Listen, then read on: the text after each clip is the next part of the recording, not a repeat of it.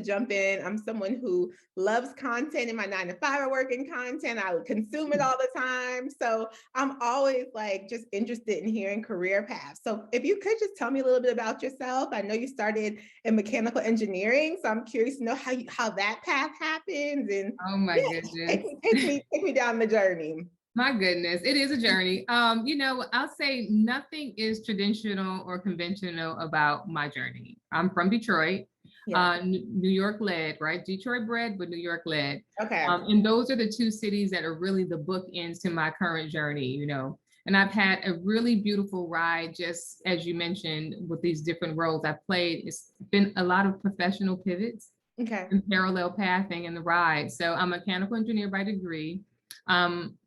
I worked at General Motors for the first part of my career, where I built vehicles, I built systems, I built the Hummer. I've also ran the lines for the different Chevy trucks. So all of those became like a passion point for me, right? For just being able to, as an engineer, being able to conceptualize things, right? I'm very much a left brain, right brain person in a true, honest sense of the balance scale of that, because I'm also a creative. And so I also am an award-winning choreographer.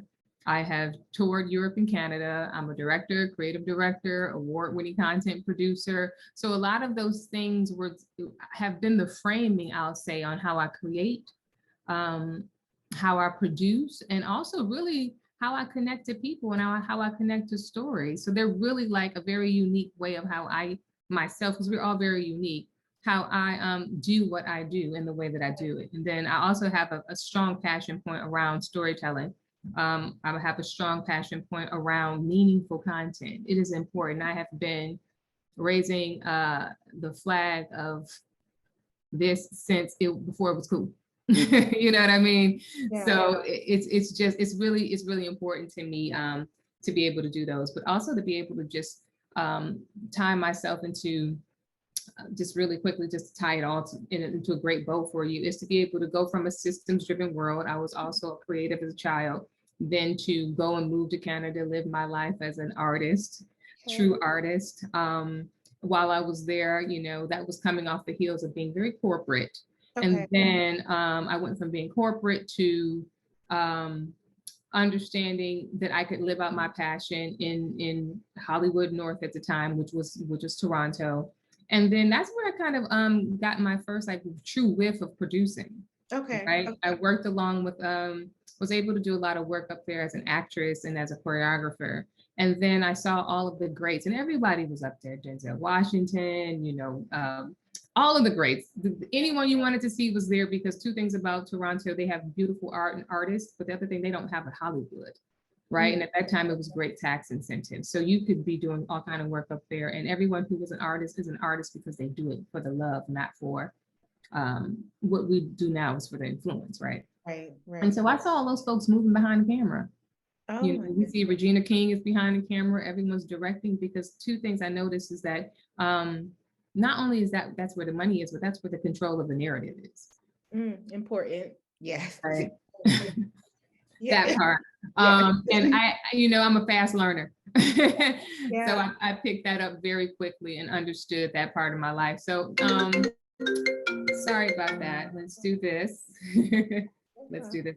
So that's a big part of me. So, I thrive heavily on purpose, and enjoying that type of work. And when those two come together for the greater good, which is telling our stories, then it's always a win.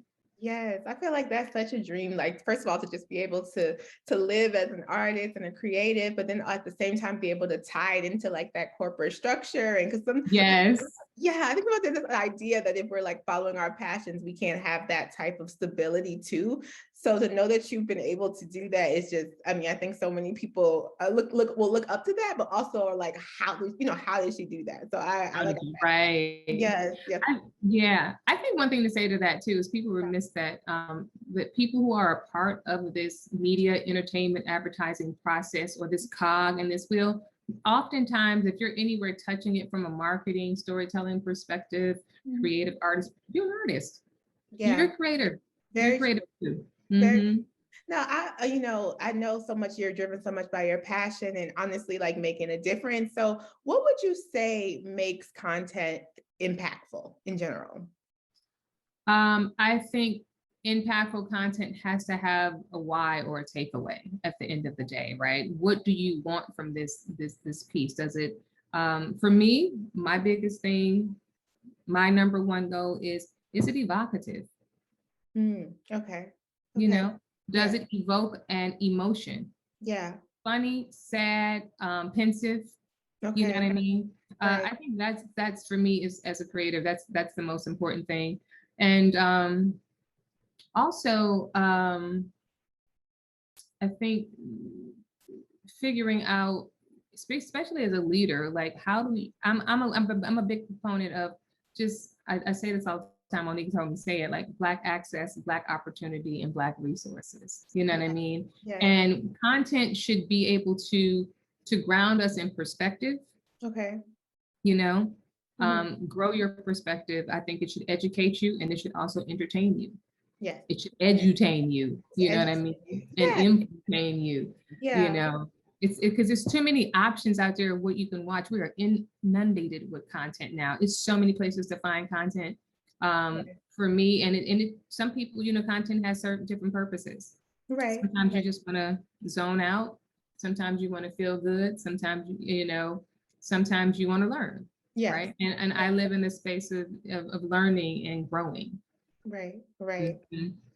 Okay, so how can we as professionals, I know you work with so many brands, household names, obviously McDonald's, Wells Fargo, some of our favorite celebs, like I like Saweetie, all these names that I'm sure, everybody buzzing. So for people who are looking to connect with brands, whether it be influencers or corporations, like what do you think we could do to set ourselves apart? And what would you say are some of those things those brands are looking for? Oh, that's a great question. Um, so brands are looking for authenticity, Okay. right? Mhm. We hear that word a lot, but really, what does it mean, right? And then how wide or small is authenticity, right? Because we all are looking for our tribe, or someone is always saying, hey, what it's like, or think of this meets that, or this Right. intersection of that. But really, I think brands are looking for content that has meaning now. Okay. Really, they are like Yeah. Not since just the noise. mm, Yeah. mm-mm, mm-mm. And that's, you know, that's where I think a lot of that was driven. Just we saw a huge shift in the business just after, you know, as they call it, the Black wave, and this, you know, in this market. And the Black wave started with the unfortunate death of George Floyd, and everyone started to understand and see us just Right. a little bit more human. You know Right. what I mean? Right. And it Yeah. became, you know, and they saw the world rally Mhm. around this concept. They saw the world rally around their humanity because we were forced to, right? We Right. all had to focus because we Right. were all locked down. And I Yeah. think that is what drives it. The other thing that the brand drives, you know, if they're looking for branded content, really, because Okay. there's tons of content out there, but if you're looking for, you know, to reach a certain demographic, um, and have them become familiar with you, they're no longer looking to sell you. Mhm. They're looking to connect to you. You know what I Okay. mean? Because Okay. this younger generation are not consumers in that way. Right. They're very empowered by their agency, I'll Yeah. say, right? Yeah. Their agency. Yeah. So that's the power in there. And so I think brands are just looking for interesting content, informative content, also organic content, and really for creators who are out here doing some really big things, and then, you know, on their own platforms, just, Mhm. you know, I think quality creators, Okay. you Yeah. know, Okay. quality Yeah. creators. Quality keyword. Yeah. Okay. Okay. Now speaking of, making those connections, obviously I know y'all just got a tour. So tell me about how did that partnership with Chevrolet even happen? If you could give me, some details about that. And what was Sure. okay, what was the tour like? Okay, so really quickly, the partnership happened. It came in as a request for proposal. Okay. And then our particular division is we're a powerhouse division. We're down with, you know, really premium production. We like to call ourselves a SWAT team. Okay. So how this came in, just a little bit behind the curtain, this was a pre-existing idea, not with the same title, but very close. Okay. And it was birthed in the pandemic, in that same time frame we were talking about. And it was living within a, you know, we were all on Zoom. Yeah. Zoom meetings. And one of my counterparts, who is amazing, he's the brain behind this idea. His name is Rashid Mausi. He's been my colleague for years. And he took the idea and just kind of turned it on its head a little bit and blew it out the water, right? We all work from the same framing of information and infotainment, and how can you partner this conversation of information in a way that's pseudo sexy, right? With a performer. And that's kind of how it is, because nothing's better than really having a public forum by design, which is created to create those safe spaces for people to come together, to share their experiences, and to really offer solutions in a zone that should be a judgment-free zone, right? Of course. And so the tour was created ultimately to normalize often taboo conversations in our community, and really to inspire tangible actions that make incremental change, right? Okay. So yeah, it was really exciting. So we were just able to do that. Yes. And you know, for people who are not familiar with the Real Talk Drives Change campaign, or maybe couldn't join in virtually or weren't able to attend, can you share? I know we all talk about passive income and financial freedom and all these things for, you know, professionals, entry-level professionals that are really trying to, you know, get there. What are a few steps you think we should take to maybe make small changes to make that goal a reality? Professionals, one thing I think important is credibility. Okay. Right. Establishing yourself in whatever field it is. I'll talk about entrepreneurship at this point, with the caveat that everyone is not meant to be an entrepreneur. They don't have to be an entrepreneur. You can be a parallelpreneur. You know what I mean? It's not meant for everyone. And that's the beauty of it. It's not a monolith. But let's just say, sticking to entrepreneur for this example, I think it's just about really being credible in your work. One thing about being an entrepreneur, people think I'm an entrepreneur, so I have a business, and you do, but do you have a business with employees? Or do you just have a business for yourself? And that's kind of a very fine line from a program that I did called Legacy Lives On with Prudential. And we really broached the conversation of financial literacy and financial wellness, you know, in our community, and how we look at those things. So I think one thing is really understanding for us, like, what does it mean to be an entrepreneur? Right. And what I mean? Yeah. What does that? And then how are you an effective entrepreneur? Do you have systems? Do you have the tools? Do you have the understanding? Have you established yourself? I meet a lot of entrepreneurs in this particular case that they have a business, but it's an LLC, or is it actually papered? Yeah. When it's time to do the work, do you actually have the account? You know, do you have a system? Those type of things. Those are like the first 1, 2, 3s, ABCs of that particular space, if we're talking about entrepreneurship. And I think that's a part of your credibility. I love that. And it's so true, because I don't know when this thing became like everyone, not that there's anything wrong with it, but like you said, with the idea of everyone being entrepreneur, everyone having their own business, and I think it puts a lot of pressure on some of the youth that maybe that's not their path. And it's also like you said, not necessarily being done this way when people are struggling. And so I think that is very, very helpful. And I think it's amazing that you're in this leadership role and you're making it, you know, important that you're having these conversations and spreading this knowledge. How can we as young professionals say, I want to make sure I'm, you know, challenging, whether it be in their roles or different opportunities, they're challenging leadership to say, hey, I want to make sure we're having these conversations. I want to make sure minorities are getting different opportunities. What are some ways we can hold our leadership responsible? Because I mean, clearly it's being done at everyone, but how can we in different positions? You know, that's a great question. I contended with that coming up, right? Knowing my voice and how to position it. I think everything is about tone, confidence, and perspective. Okay. Right. Understanding the tone to be able to express what you want to get, and to place it in front of someone without putting them too far on the defensive as you're so far of pushing your agenda, right? Okay. I also think perspective, right? There's another thing about perspective, being able to, because two things can be true at one time.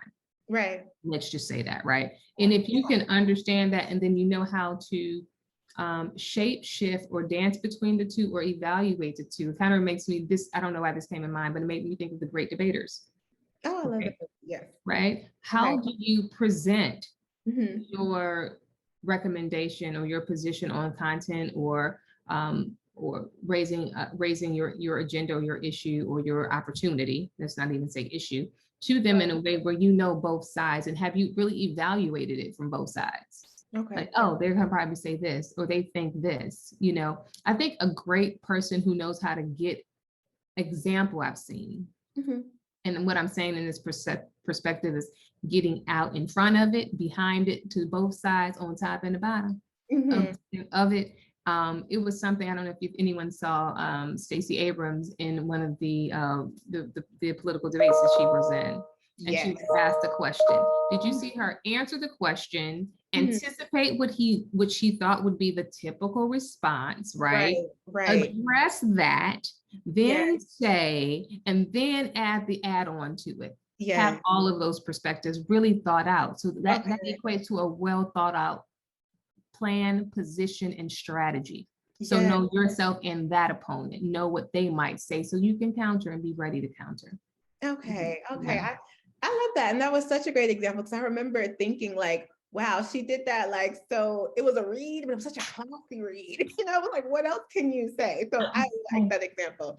Yes. Now, okay. So now I have to also just ask, you know, obviously content. So what are you consuming right now? What are you watching? What are you reading? What podcasts? Are you have any recommendations for our listeners and our readers that Yes. Okay, let us know. So there is a podcast that I recommend. This is technically a shameless plug, but it is so wonderful.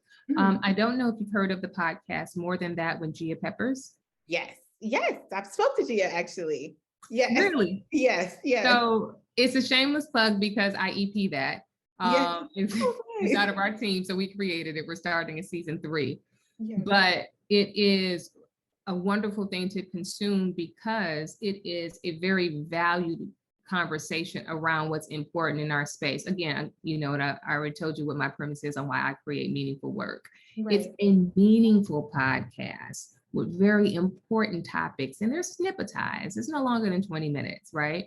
So you can jump in there, get some information, get resources, things that are really thought-provoking. Again, I'm down for adding context, because we have so many feelings about a lot of things, right?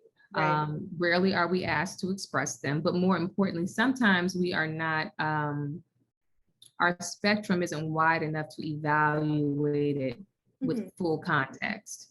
And we strive for that in that piece, but in this podcast, but we've been on for two seasons. It's the topics that we're talking about. One of my favorite ones was Black maternal health and the issues that we have there, you know, food insecurity that we have in our neighborhoods, you know, lack of access to proper food, these overly too many discounted stores, dollar stores and things in our community, you know, things that really mean something. And Gia's very passionate about it as well, you know, and being able to, you know, speak to folks who are relevant to it. But also there's a small section in there where we actually speak to the culture, to voices of the culture, to get their opinion. Like, what's your thought on this? What's your thought on that? It might even be something we do Juneteenth, you know, specials, which Juneteenth is a very tender spot for us, right? It's not going to always be a celebration, but it can be an education. Very true. Very true. Okay. Yes, I definitely want to recommend that too. I have listened to that episode. I remember the episode about like climate change. And I remember thinking this is such, you know, I feel like a lot of people know about it, but they don't really understand it. And I like how that conversation was had in such a like, you know, conversational way that's like, okay, I understand it. I get it. I get why, you know, I really, really do. So. Yeah, the climate change, but that sister we spoke to, she was great. I'm trying to think that's the season. I think that's season 2, episode 1. I think it might have been the one. I can't remember. I don't want to quote who might have been on it, but yeah. Yes, So I'm glad that you're familiar with the work. Yes, yes, definitely. Like I said, I like it. So that's good to know. So listeners, make sure y'all check that out too. And then I guess two last questions. One, with all the work that you've done for different brands, acting, directing, working with so many names, can you share maybe a memorable story or experience, whether it be something that was funny or just something that an experience you had that really stuck with you, whether you were on the creative side, the brand, it's all creative, but yes, that would stick with readers. You know, something recently that stuck with me that I forgot about, but really warmed my heart just recently. Someone tagged me and shouted me out for something, for some creative work that we allowed them to do. And it was a friend of mine who's a poet, an amazing poet. And I tapped him for one of my first branded content pieces I did that I pitched up, pitched up, and actually saw it all the way through. And it was called The First with Denny's. And it was a story about first generation immigrant student going to university, the first to be able to go to university in their school, and I mean in their family. And we shot it, and we shot it as the conversation was a poetic voiceover, and the voiceover was read by the incomparable Miss Regina King. Regina King read my very first content piece, and it was amazing. And I got to be in the room, in the studio, like with her reading it. And you know, she's in the booth, and you're sitting there, and you walk in, and it's all good because we've been doing this work, right? But there's just certain people you fan out with. Regina King is one, and Janet Jackson was the other for me, right? But you hold your corner, you hold your composure. But finally, she was in there reading, and someone had snapped a quick picture and sent it to me. And when she got in there and put her headphones on, and we were all just in anticipation, but real laid back and cool. But the moment you heard her say "the first," right, we were all like, yeah. It was just powerful just to see her being enticed and in love with the concept. And that's the thing that, you know, beyond all the artists and stuff, it's like, what moves you? You know, and that work moved her, and it was such a big thing. And she was reading the role of a mom. Yeah, it was that was one thing that made me really smile. And someone just, and how it came up is that someone tagged me and said, "Yeah, thank you. This was one of my career heights." And my aunt gave me that opportunity and tagged me in something. I said, "Oh man, I remember that." And that's full circle, because you said, you know, content that evokes emotion, and there it is. Yes. Thank you. And then finally, of course, I just have to ask, like, are there any things for people who are like, gosh, I missed this, but I don't want to miss the next opportunity to connect, to maybe hear like the knowledge that, you know, what's going on with Chevrolet or other opportunities where they can connect. What is there anything coming up we should know about? Anything we should prepare for?